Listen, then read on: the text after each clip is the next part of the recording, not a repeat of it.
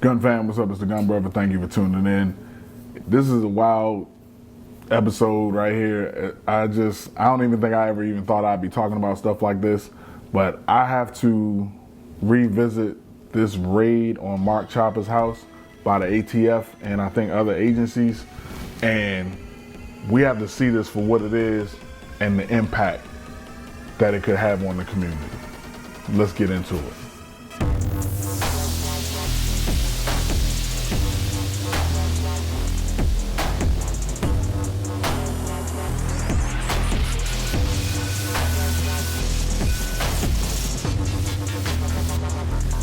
So by now, you probably have seen the video. You may have seen reaction videos to it as well, or some commentary, things like that. A lot of people have touched on it. 2A community is, of course, outraged at what happened. But I just feel like the right perspective hasn't been put on it to fully understand what this event means and could mean.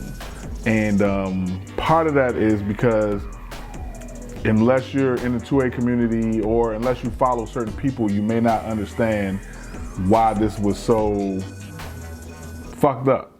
There's no other way to say it.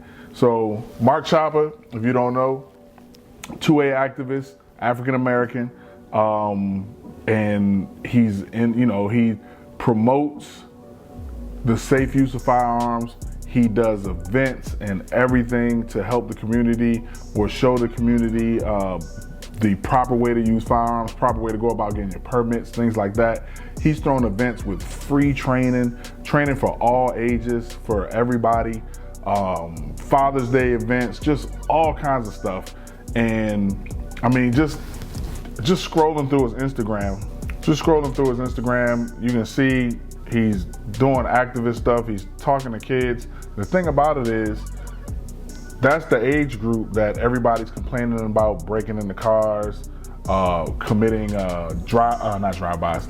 committing carjackings and things like that.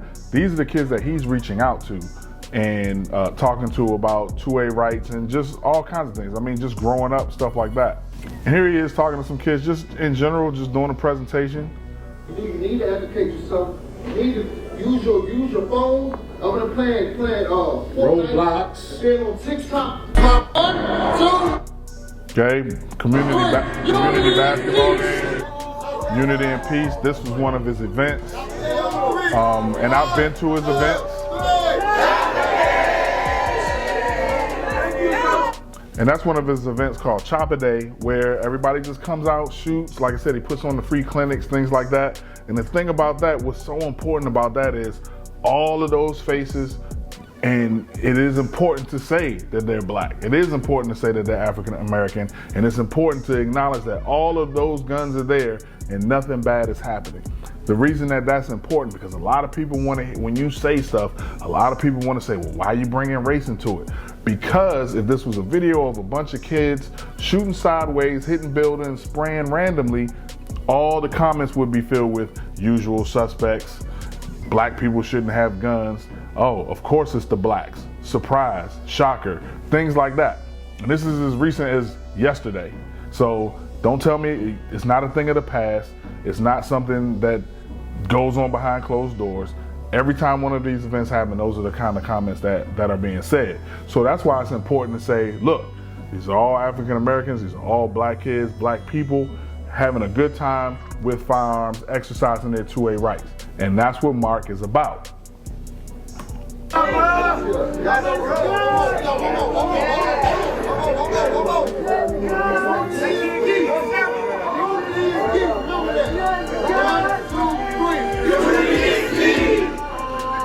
Then he also does like silly skits with Black Rambo, just doing firearm skits, but making it funny. Who you at, cuz? Hey, cuz, go ahead, man. Chill out, dog. No, you don't know where you at, cuz. Hey, Charlotte, you don't know where you at. You in the city, man. All right? Yeah, in the 509. Yeah. You know 509. What you know about that, man? 509. Hey, yeah. People, let me tell you about my best friend. So then they're going to become best friends, but you get it.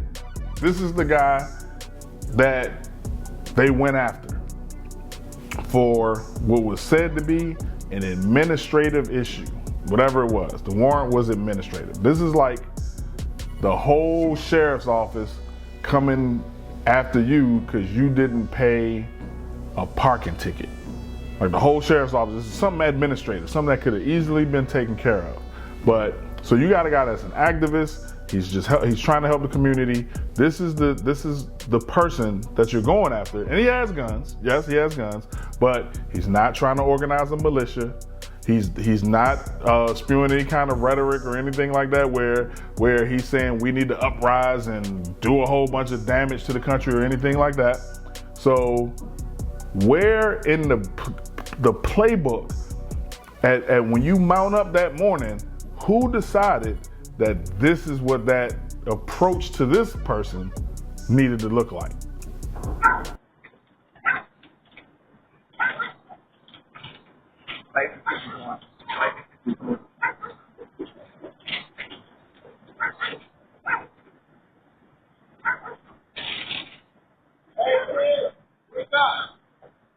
Hello?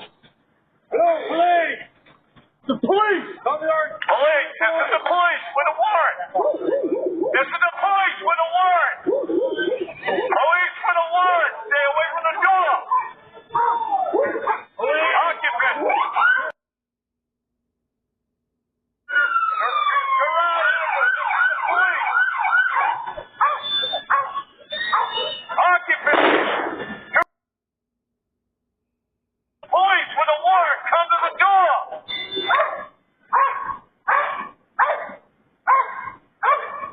This is the police with a warrant, come to the door! This is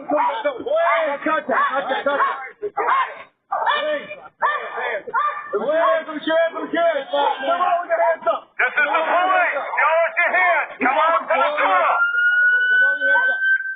Occupant, this is the police!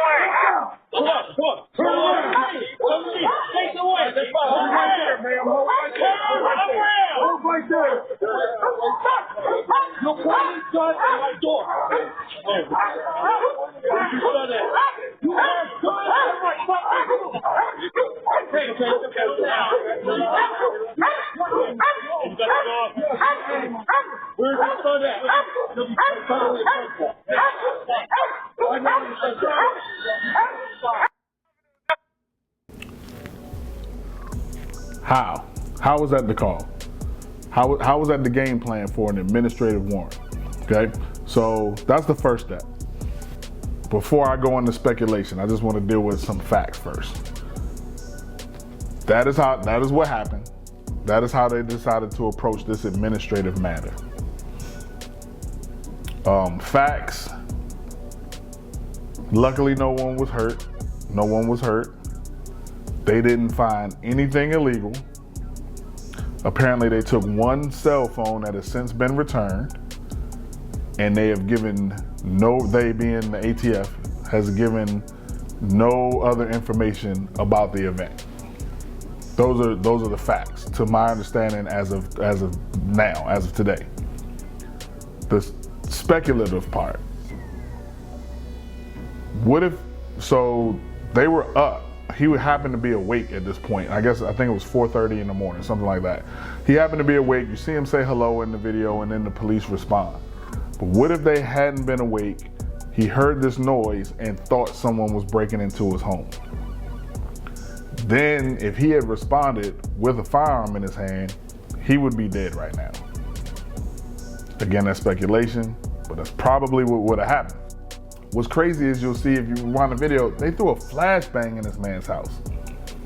That's what you use when you coming after John Wick. You throw smoke in, you throw flashbangs in, you want to disorient him before you come in so you can have a fighting chance. That's what you throw in when you coming after Jason Bourne. They threw a flashbang in this man's house for an administrative warrant. Dogs, guns, flashbangs. Again, if he hadn't been awake, if he had responded with a firearm, they would have shot him. Luckily, then his kids come out, they give conflicting commands from the jump. Soon they say, this is the police, stay away from the door. 10 seconds later, this is the police, come to the door. They're coming out of the house with their hands up. The guy says, turn around, like they're gonna walk backwards down the steps. I mean, it's just the confusion that was introduced, just everything that was introduced into this event, again, for an administrative warrant. Just unnecessary. Anything could have happened. This could have been tragic, and it has been tragic in recent times, recent days for various reasons. But these raids do turn out tragic sometimes, and I'm very glad that this one didn't. So again, this leads to speculation, but it's not very far-fetched. If the ATF can do this to him with little to no reason, they can do it to anybody at any time for whatever reason, and it could come out tragic. I've seen other videos that say, don't put yourself on the ATF radar. I guess he did a video with either a binary or a FRT or something like that with some gun. I saw an example of it, and a couple of people said, don't put yourself on the ATF's radar and this won't happen. That's not the approach. This shouldn't happen. The ATF, either they need to be taken apart or at least take the F off, because they're not doing the right thing when it comes to firearms in a lot of different ways. That's a whole nother video. But this could have been tragic. This could happen to me. This could happen to any two-way activist, or one way I heard Heavy Country say it, two-way absolutist. This can happen to anybody. And that's literally scary. I'm not trying to wake up to the ATF and, because I will have a gun. If I think somebody's breaking in my house, that's my approach. I probably, once I hear police, I'm not going to come to the door with it, but you got to hope you're not disoriented. You got to hope they do announce themselves and that you hear police. They did sound the siren so that you would know that it was the actual police. But yeah, that's just crazy. So let me know what you guys think in the comments. That's the approach that I wanted to have too. I wanted to show you, if you didn't know, who Mark Choppa is, what he's about, and then how did the ATF come up with this game plan to execute a warrant that was administrative, find nothing, and that's it. It's just supposed to be all good. It's not. I think they are pursuing this legally. I'll link their GoFundMe and everything down in my comments. But ATF, this is bullshit. And if you're gonna do this to the citizens of America, like I said, I never thought I'd be making a video like this, but yeah, this is bullshit. Let me know what you think in the comments. As always, Gun Brothers out. I will talk to you guys next time.